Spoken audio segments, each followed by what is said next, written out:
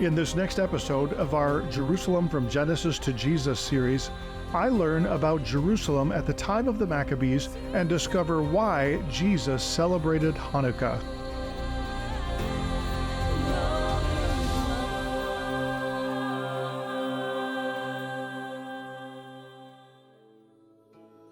This is the city of Jerusalem, the city God chose for His eternal dwelling place.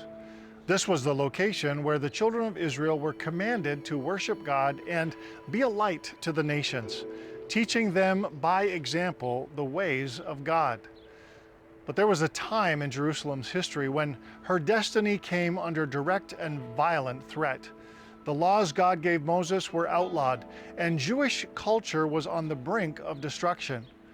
I invite you to come back in time with me to the 2nd century BC, when Greek culture was destroying Jerusalem's destiny, and zealous Jewish warriors could not stand by and watch it happen. These warriors believed that Jerusalem had a destiny to be light, and their story would be one that Jesus himself celebrated. I invite you to join me as we explore the time of the Maccabees, the story of Hanukkah, and the beginning of the Hasmonean dynasty's rule over Jerusalem. The city of Jerusalem, and specifically the Temple Mount, has been the holiest location for the Jewish people for thousands of years. After the exiles returned from Babylon, they rebuilt the temple and began to obey the laws of Moses in their homeland once again. They brought their offerings to the one true God of Israel and ensured that the light of the temple menorah burned brightly day and night. But it wasn't long before the dark clouds of war once again threatened to snuff out Israel's light. So let's talk about the Maccabean revolt. What was going on in Jerusalem during the time of this uprising or revolt? So the Maccabees, after the Persians, we have the Greeks come. Alexander the Great is the Greek leader who basically dismembers the Persian Empire in his incredible military campaign. And in about the year 331 BCE, he makes a detour down and peacefully conquers Israel and Jerusalem. It's one of the rare events of that happening. So before we get to the Maccabean revolt, it's already been about a century and a half that the Greeks have occupied Israel as part of one of the multiple Greek empires that break off after Alexander the Great's death. But the problem is the underlying theme behind the Maccabean revolt is not a physical revolt against enslavement or occupation. It's rather a spiritual war, because the Greeks had already occupied the land of Israel for a century and a half.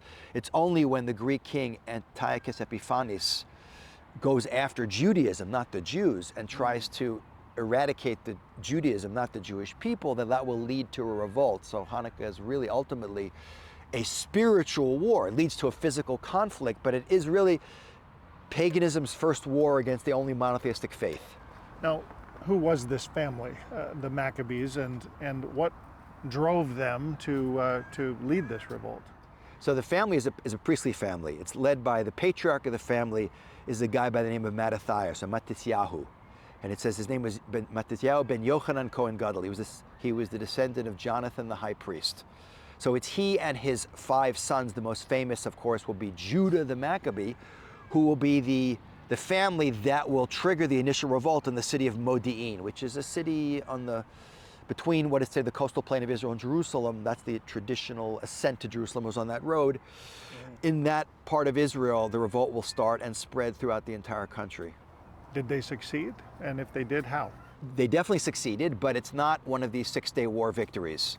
If you read the story, basically it lasts 25 years, off and on fighting, not constant warfare, during which time almost all of Judah, Eleazar, almost all the brothers, the children of Mattathias, are either killed in battle or murdered in different plots. But in the end, eventually, after 25 years, the Greeks kind of give up and say, okay, we're going to leave you alone. And they will establish a dynasty. It's called the Hasmonean dynasty, which I think 11 different descendants will rule in a period of time about 107 years. And Israel will have its only period of time of real independence from any foreign occupation, albeit in a smaller piece of real estate than the modern state of Israel.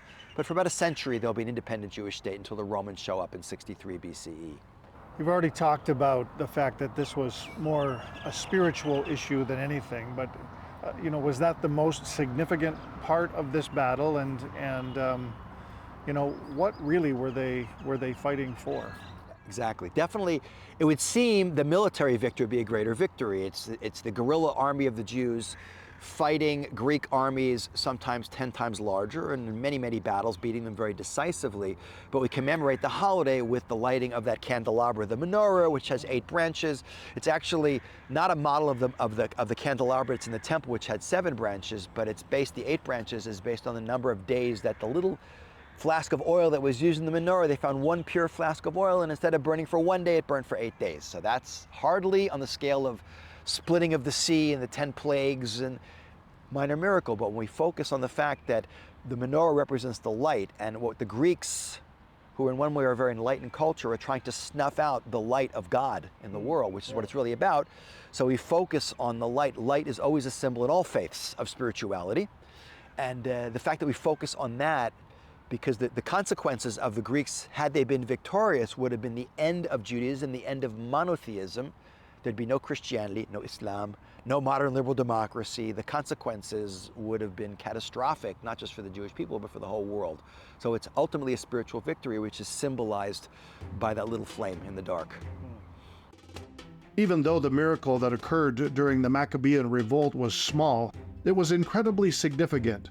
So to learn more about this priestly family and their courageous fight for God's holy temple, Isaac took me to a beautiful location I had never been before, to see where it all began. So Jeff, right now we are in the region of Modi'in. Where is Modi'in? Modi'in is approximately halfway between Jerusalem, one side, to the Mediterranean Sea on the other side. Straight ahead, we can see the houses of an Arabic village that we have here. This modern Arab village, which is right behind us, is built on top over the remains of ancient biblical Modi'in. We are talking about 2nd century BC. Modi'in, in those days, was a small but a very important Jewish town. The port of Jaffa was the nearest port to Jerusalem.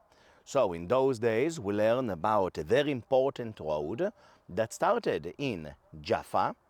From Jaffa, the road moved east to Modi'in, and from Modi'in all the way up to Jerusalem. 2nd century BC, we learn about a very important Jewish family who lived in Modi'in, known as the Maccabees or the Hasmoneans.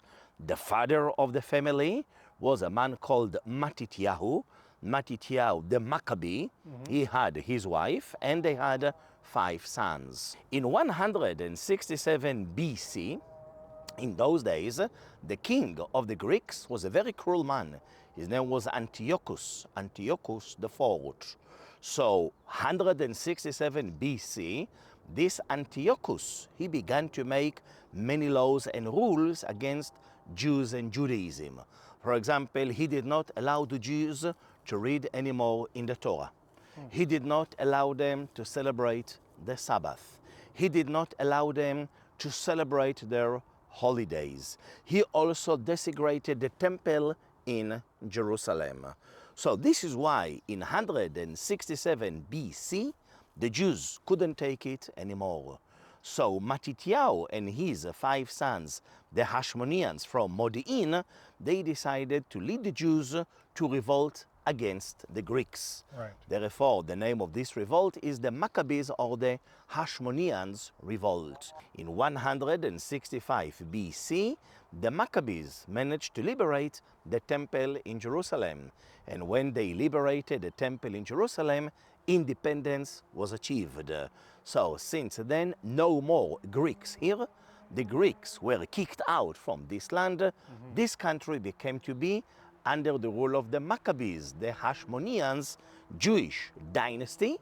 And this country was under their rule until 63 BC, the year of the Romans' occupation. what connects us to the Maccabees right here on top of this hill? Can you show me? Not too far away from where we are standing right now, we have the remains of the Maccabees' graves. So please follow me. Let me show you the remains of their graves. All right, let's go. Don't go away. When we come back, I talk to Pastor Chad Holland about why Jesus celebrated Hanukkah. And Isaac shows me the remains of the monumental Maccabean tombs.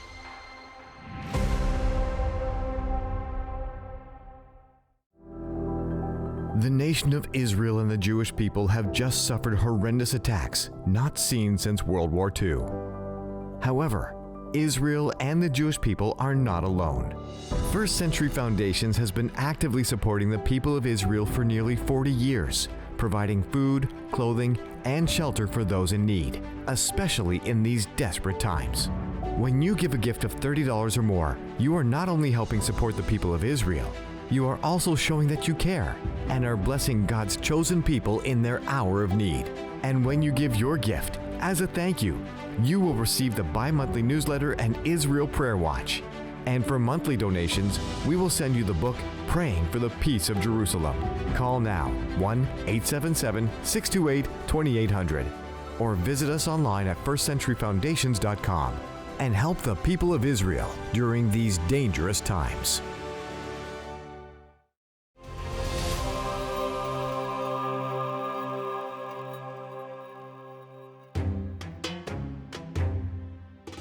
The period between the Old and New Testaments in the Christian Bible has always intrigued me.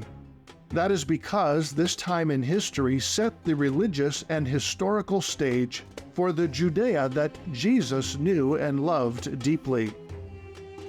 So let's talk a little bit about a period of history prior to Jesus, the Maccabees and Hanukkah. What's the story with Hanukkah? What does it commemorate? So this time in history, of course, was a little bit quiet in terms of our current canon Bible. We're after the prophets, but we're not quite at Matthew, Mark, Luke, and John yet, so Yeshua hasn't appeared.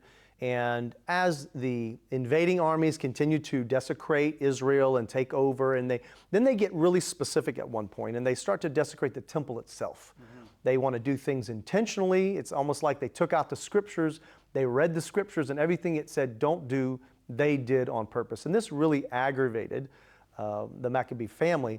They start to rally the troops together. They start a guerrilla warfare strategy, and they come out on top. So really they're zealots on one hand, but they're somewhat religious on the other hand, because it was the temple desecration that was the catalyst for their energy. Yeah. But then they were military on the other hand, because they were able to rally the troops, inspire the people, get the resources. And so they're a wonderful mixture family of leaders that all were inspired from different angles.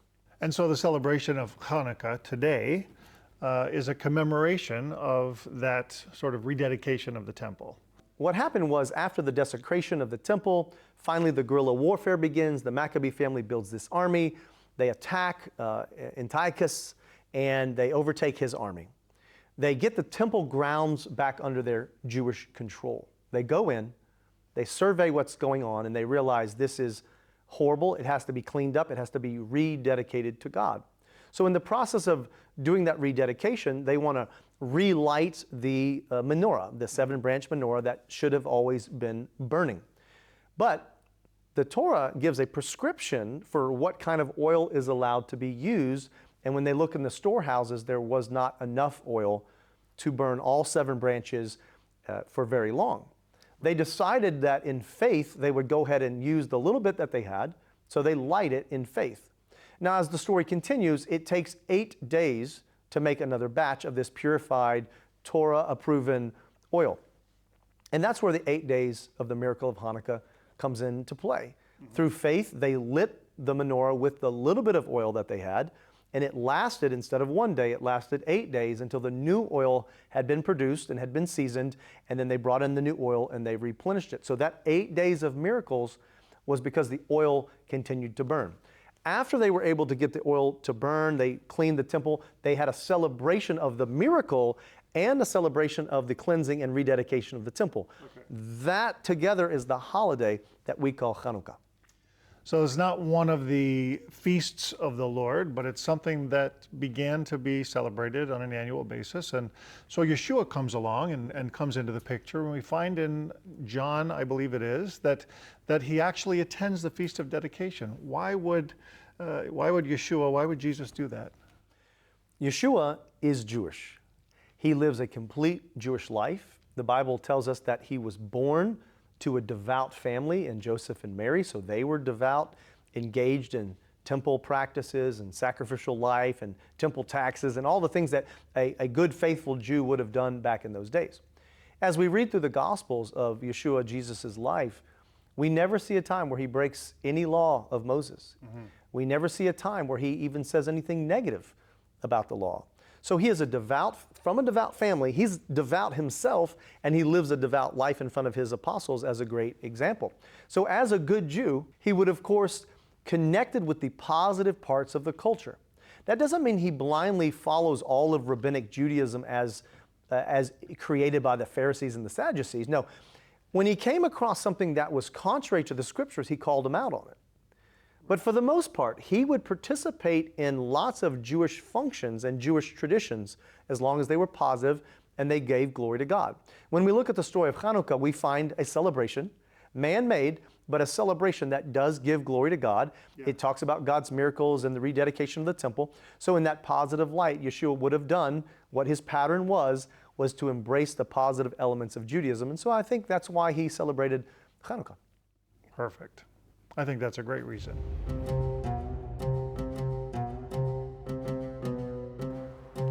So Isaac, I asked you earlier what is significant about the top of this hill to the Maccabean or the Hasmonean story. Tell us where we are. The ruins that we see here. Over here we have the ruins of the graves of the Maccabees. So Josephus wrote in his book that during the time of the Hasmoneans, one of the sons by the name of Simeon in English, he decided to build here the graves for his family. Remember, altogether they were 7. Matityahu, the father, and his wife, and their 5 sons. So altogether, when you talk about the family, 7 people. Mm-hmm. So Josephus wrote that Simeon, he built here 7 graves for his family.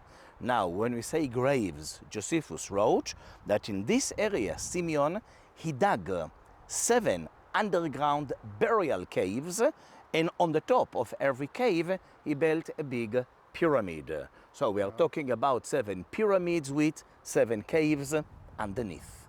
Now, Josephus wrote and described very well these 7 huge pyramids that were built here on top of this hill. Josephus also wrote that from the 7 pyramids, people could see the Mediterranean Sea. Okay. So this is Josephus Flavius. Later on, in the 4th century AD, we learn about another famous great historian, Eusebius. He was the Archbishop of Caesarea Maritime. At that time, he traveled a lot in this country, and he wrote a diary. So in his diary, he wrote about this place. When we came here, we saw the remains of the 7 big pyramids that were built by Shimon the Hasmonean. And near the pyramids, Eusebius wrote, I saw the remains of a Byzantine church that had a beautiful mosaic floor. And he described the church and the mosaic floor. So 2011, when Israeli archaeologists excavated here, over here, they found the remains of these pyramids. And this is where we are right now. Jeff, we are standing right now in the center of one out of these 7 pyramids. Wow. If we take a look all around us, you can see these huge stones all the way around us. These are the remains of this pyramid. Please remember that beneath us, we have an underground burial cave.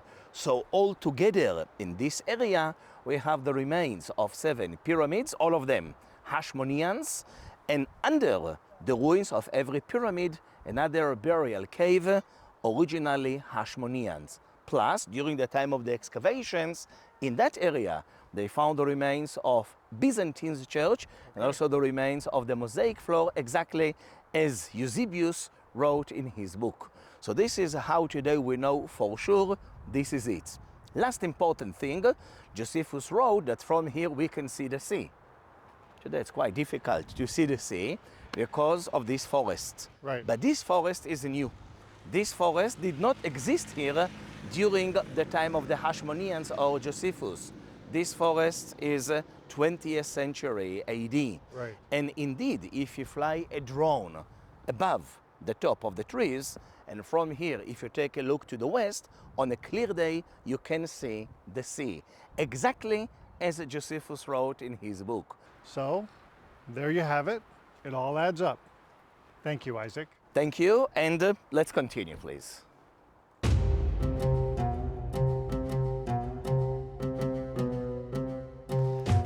So, Isaac, Yes, sir. why have you brought me to this hole in the ground, and what are we looking at here?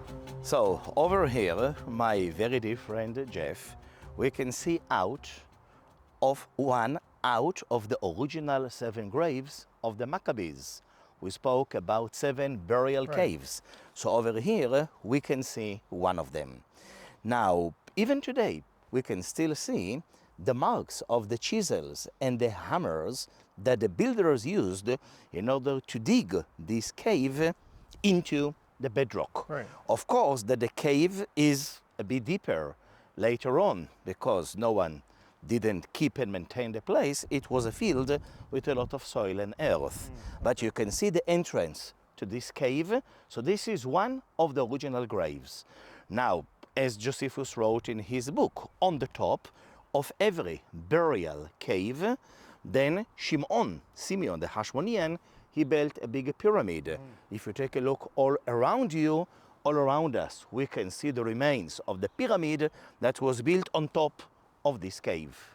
It looks like they were big, like huge. They were huge. You would have been able to see 7 of them from a long ways away. Exactly, exactly. And we're standing on top of a hill. On purpose, Simeon built these 7 pyramids on top of the hill because he wanted everybody to see these pyramids. Thank you, Isaac. Very fascinating. You're welcome. Let's continue, please. Don't go away. When we come back, I visit the Israel Museum to see the very first coin minted by the Hasmonean dynasty after they took back Jerusalem.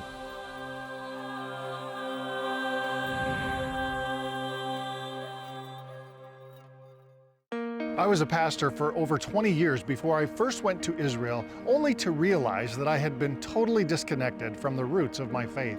Since then, I've been on a journey of discovery, and my faith has come alive in ways I never could have imagined. I'm Jeff Futers, Director of First Century Foundations, and I am excited to invite you on my journey to the foundations of our faith, to discover your part in a Bible story that isn't over yet. First Century Foundations exists to reconnect Christians to the foundations of Christianity.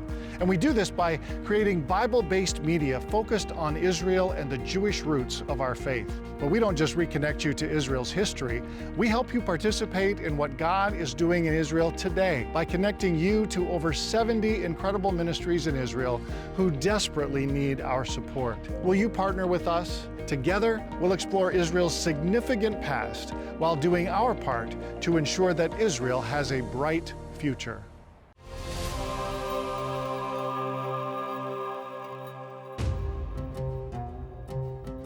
It was so amazing to see the hometown of the Maccabees and to visit their monumental tombs.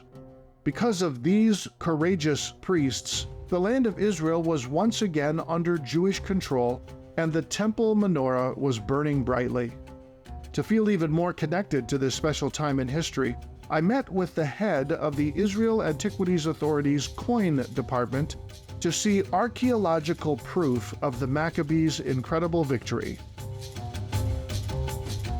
So, Dr. Robert, we're looking at a period of history sort of after the amazing story of Hannukah, when the Hasmonean period came into play.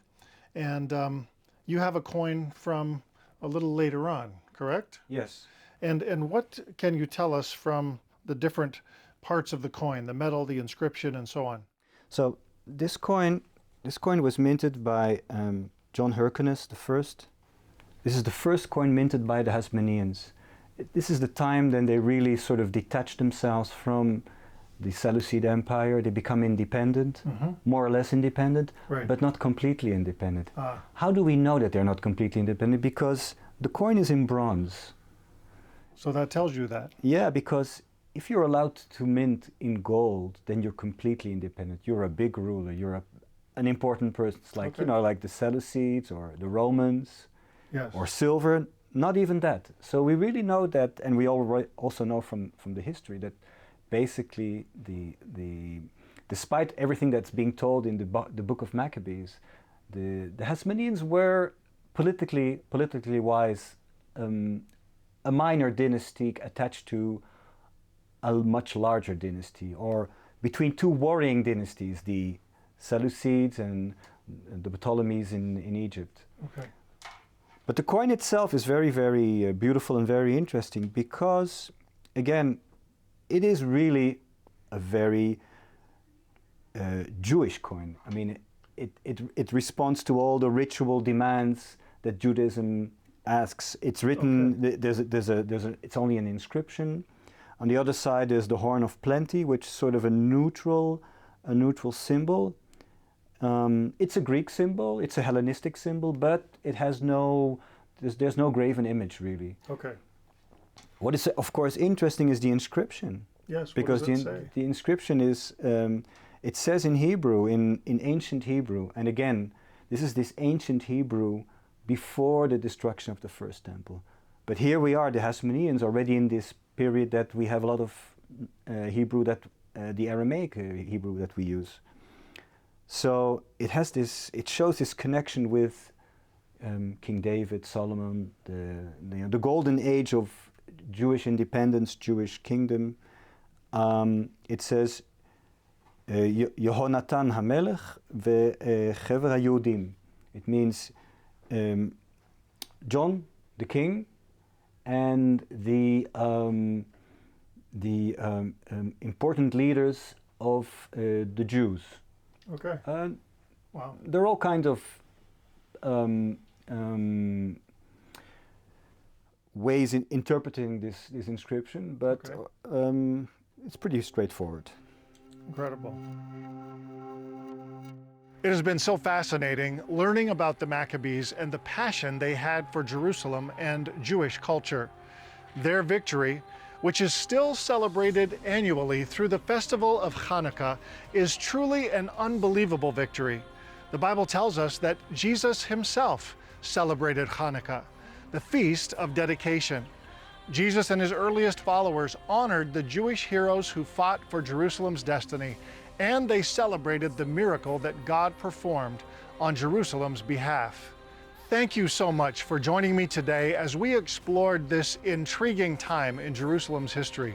Please join me again next time, right here in God's holy city, as we continue our quest to discover Jerusalem from Genesis to Jesus.